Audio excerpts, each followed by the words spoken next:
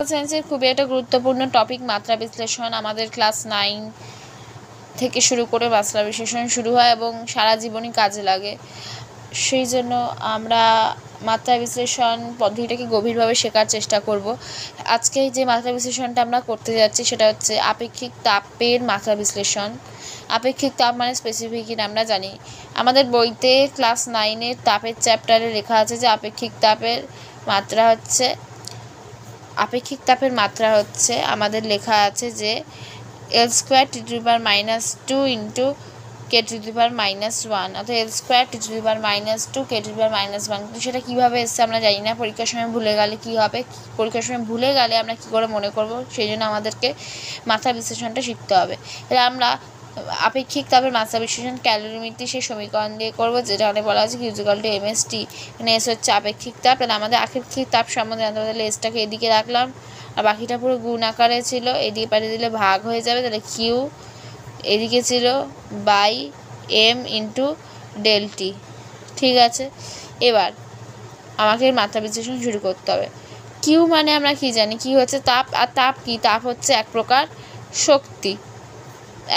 শক্তি। আর শক্তির ফর্মুলা আমরা কি জানি, F ইন্টু এস মানে হচ্ছে বল ইন্টু সরণ, এমটা হচ্ছে ভর, টিটা হচ্ছে উষ্ণতার পরিবর্তন। বাট এফ এর মাত্রা আমরা কি জানি, mL⁻², কারণ m ইন্টু এ, এর মাত্রা হচ্ছে L⁻², এর মাত্রা m, তাহলে m ইন্টু L⁻²। এবার সরণ মানে ডিসপ্লেসমেন্ট, এটা লেন্থ, সেজন্য ইন্টু এল বাই, এখানে কি থাকবে, m থাকবে একটা, ভরের মাত্রা বিশ্লেষণ করলে পাবো m, থার্ড ব্র্যাকেটের মধ্যে রাখতে হবে, আলাদা আলাদা করে করতে হতো, শর্টে করার জন্য একবারে থার্ড ব্র্যাকেটে দিলাম, যাই হোক। আর ΔT মানে হচ্ছে উষ্ণতার পরিবর্তন। উষ্ণতার পরিবর্তন আমরা যা খুশি ধরতে পারি, থিটা ফিটা ধরা যায়, যাই হোক। আমরা এখানে কি ধরবো, আমরা এখানে ধরবো আমাদের ফেভারিট রাশি, যেটা হচ্ছে কেলভিন ধরে করবো, যেহেতু বইতে লেখা আছে mL⁻², K⁻⁻1, অর্থাৎ কে ধরে করা আছে, সেজন্য আমরা কি করব না টেম্পারেচারের জায়গা লিখবো কে। এবার এটা গুণ করে দিলে পাবো mL ইন্টু এল গুণ করে পাবো L² T⁻² by m into k.